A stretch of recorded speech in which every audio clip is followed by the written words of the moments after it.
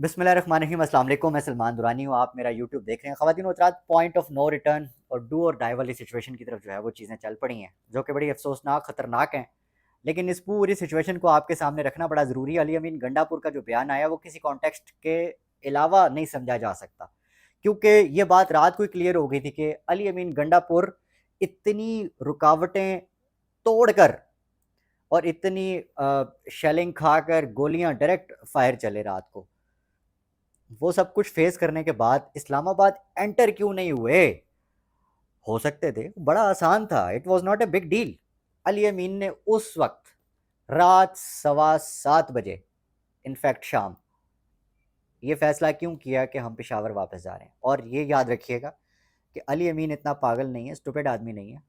اور دوسری بات یہ کہ کوئی چھوٹی بات نہیں تھی۔ خیبر پختونخوا سے جو قافلہ نکلا تھا نا، وہ کوئی 5-10 گاڑیوں کا نہیں تھا، وہ کئی سو گاڑیوں پر محیط تھا، جس میں کئی ہزار لوگ جو ہے وہ سفر میں شامل تھے علی امین گنڈا پور کے ساتھ راول پنڈی آنے کو۔ راول پنڈی ایک بڑی تاریخی جگہ ہے سیاسی طور پر، تو یہاں آ کر جو انہوں نے اعلان کرنا تھا وہ اس کی اہمیت اپنی ہونی تھی، لیکن اعلان جو کرنا تھا وہ انہوں نے پیغام دے دیا۔ اب جو پیغام دیا ہے اس میں جو کچھ کل راول پنڈی میں ہوا، اس کا جواب مزید اگریشن کے ساتھ جو سامنے آیا ہے اس کو سمجھنا بڑا ضروری ہے۔ بیچ میں آپ کو کنیکٹ کر کے جو خبر دینے والا ہوں وہ اہم ہے، تھوڑا سا انتظار کیجئے۔ علی امین گنڈا پور کے جو تقریر ہے نا، جو بیسکلی پوائنٹس انہوں نے سامنے رکھے ہیں وہ سمجھاتا ہوں، اس کے بعد جو ہے وہ بات آگے بڑھاتے ہیں۔ علی امین گنڈا پور نے کہا کہ یہ جو پہلے ہی جملہ انہوں نے کہا یہ بڑا معنی خیز ہے کہ یہ پاکستان ہمارا ہے، یہ پنجاب ہمارا ہے، سندھ ہمارا ہے، بلوچستان ہمارا ہے، خیبر پختونخوا ہمارا ہے، جی بھی ہمارا ہے۔ اس کا مطلب یہ ہے کہ یہ ان لوگوں کو جواب ہے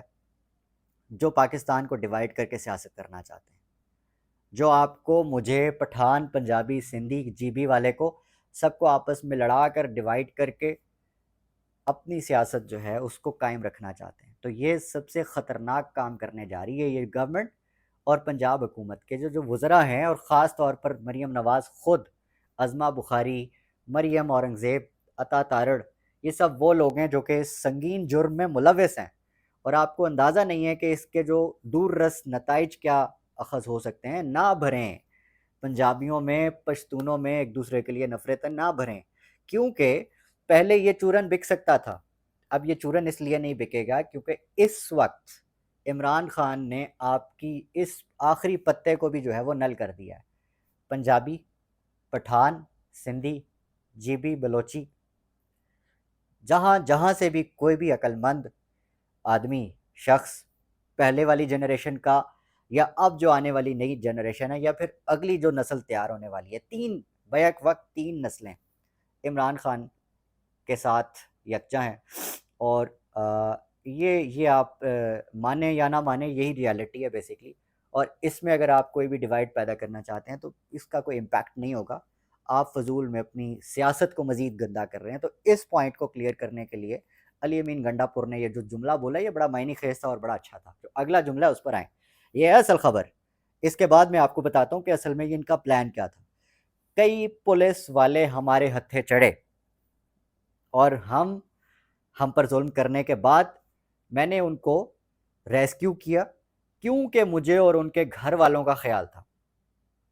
اور جو پنجاب پولیس کے جوانوں کو مخاطب کر کے کہتے ہیں کہ اگر تم اپنے باپ کی اولاد ہو تو ضرور یہ بیان دینا کہ تم پھنس گئے تھے، اس کے بعد ہم نے تمہیں چھوڑا۔ یہ بیان علی امین گنڈا پور نے بیسکلی اس کانٹیکسٹ میں دیا ہے کہ پنجاب پولیس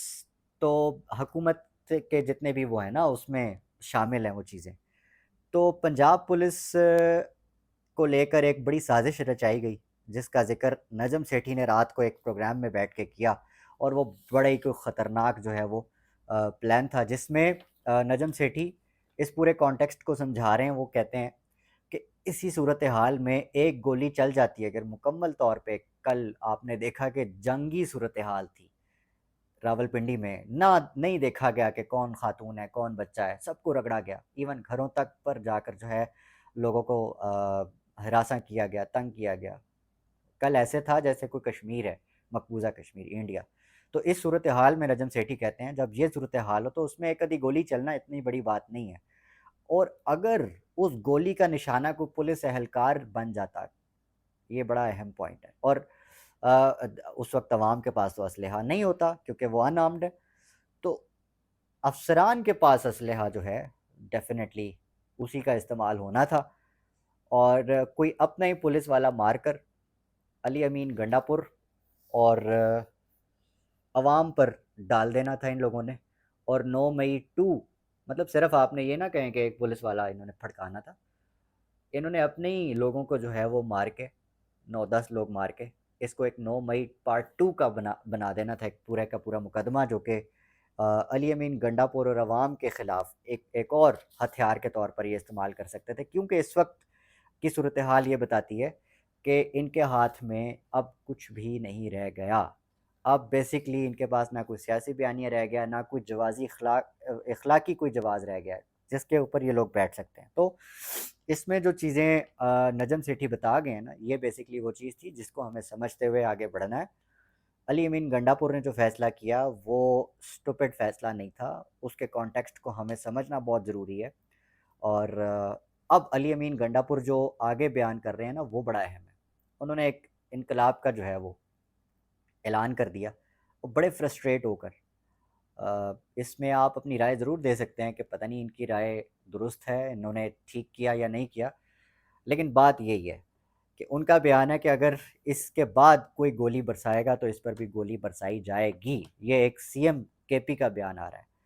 تم ایک گولی چلاؤ گے ہم 10 چلائیں گے، ایک ٹیئر گیس چلاؤ گے ہم 10 چلائیں گے، ایک لاٹھی مارو گے ہم 10 ماریں گے۔ اب یہ جو اگلی بات ہے نا، یہ اس سے بھی زیادہ خطرناک ہے کہ یہ جو تمام قبائل جو ہیں ان کے نمائندے پاکستان تحریک انصاف میں ہیں، ہماری پارٹی میں ہیں، یہ کہہ رہے ہیں علی امین گنڈا پور،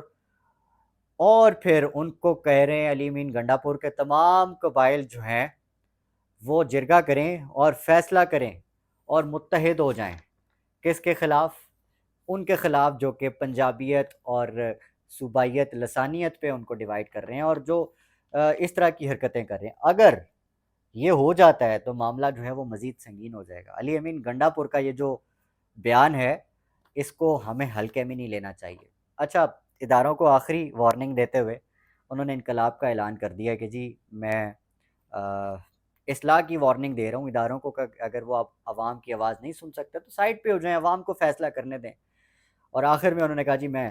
انقلاب کا اعلان کرتا ہوں، اور کیونکہ اس کے بعد ان کے پاس کوئی حل نہیں بچتا۔ سمابیہ طاہر کا میں ذکر ضرور کرنا چاہتا ہوں کیونکہ آج عدالت میں جو ان کے ساتھ ہوا وہ اپنے زبانی انہوں نے جو بتایا وہ بہت زیادہ دردناک تھا۔ اب بات جو ہے خواتین کے گریبانوں تک پہنچ گئی ہے تو پھر مریم نواز کو سوچنا چاہیے کہ معاملات جو ہیں وہ کتنی آگے بڑھا چکی ہیں۔ تو اس میں جاننا یہ ضروری ہے کہ بیسکلی سمابیہ طاہر اور ان کے ساتھ جو گرفتار خواتین ہیں ان کے ساتھ ہوا کیا۔ کانٹیکسٹ سمجھنے کے لیے خبر کے کچھ پوائنٹس آپ کے سامنے حاضر خدمت ہیں۔ سمابیہ کہتی ہیں کہ خالد نامی پولیس اہلکار تھا اور ساتھ اس کے ایک سول کپڑوں میں نقاب پوش اہلکار جس نے ان کو مارا، انہوں نے ان کا دوپٹہ پھاڑا۔ یہ جہاں پہ ہو رہا ہے اس کا نام پاکستان ہے، راول پنڈی ہے، یہ کشمیر نہیں ہے۔ آپ غلط سمجھ رہے ہیں، اگر آپ سمجھ رہے ہیں کہ یہ مقبوضہ کشمیر میں ہو رہا ہے اور یہ بھارتی فورسز کر رہی ہیں، no, this is Rawalpindi and this is happening to اے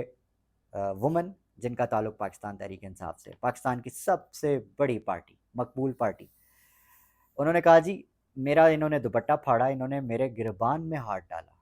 استغفر اللہ استغفر اللہ، اور انہوں نے میرے سر پہ مارا، اور اس وقت ان کو پوچھنے والا کوئی بھی نہیں تھا۔ یہ جو بے بسی اور پھر اس خاتون کا عدالت کے ہاتھے میں یہ کہہ کر رو پڑنا، لیکن اس کے بعد ایک جو بڑی باہمت بات ہے وہ یہ ہے کہ یہ وہی خواتین ہیں جن کو آپ عدالت میں کھڑی پریزن وین میں نعرے لگاتے ہوئے سن سکتے ہیں کہ عمران خان زندہ باد، پاکستان تحریک انصاف زندہ باد، PTI۔ یہ لوگ اپنے نظریے سے نہیں ہٹ رہے، تو اس کا مطلب یہی ہے کہ آپ نے اپنی جتنی بھی سرکاری مشینری استعمال کر لی، ریاستی مشینری استعمال کر لی، کل آپ نے کتنا مارا ان کے اوپر، ربڑ کی گولیاں چلائیں، آپ نے ٹیئر گیس، آپ نے ان کے اوپر ڈنڈے سوٹے چلائے، آپ نے ان کو ڈرایا دھمکایا۔ آپ کو اندازہ نہیں ہے کہ اس پورے کل کے واقعے کے جو ان کے ذہن پر پڑے اثرات ہیں وہ کتنے دور رس ہوں گے. آپ کو نہیں پتہ کہ یہ جو سائیکلوجیکل ان معاملات کے جو سائیکلوجیکل امپیکٹس ہوتے ہیں وہ کتنے لانگ لاسٹنگ ہوتے ہیں. آپ نہیں پڑھے لکھے نہیں ہیں آپ لوگ, ہم جانتے ہیں, پڑھے لکھے لوگ جانتے ہیں. لیکن اگین اس بات پر آؤں گا کہ اگر آپ اتنا کچھ کرنے کے باوجود بھی ان لوگوں کے آئیڈیاز کو, ان کے نظریات کو نہیں بدل پا رہے, تو اپنے ارادے بدل لیں. کیونکہ آپ جو مرضی کر لیں یہ نہیں بدلے گا, نظریہ بدل سکتا ہی نہیں.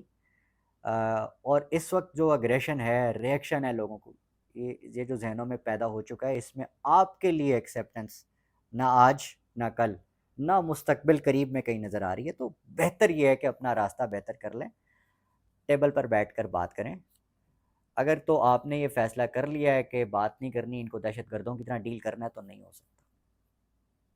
اس ویڈیو میں اتنا ہی, اگلی ویڈیو میں انشاءاللہ ملاقات ہوتی ہے. اپنا اپنے آس پاس سب کا, اپنے پاکستان کا بہت خیال رکھیے گا. اللہ نگہبان.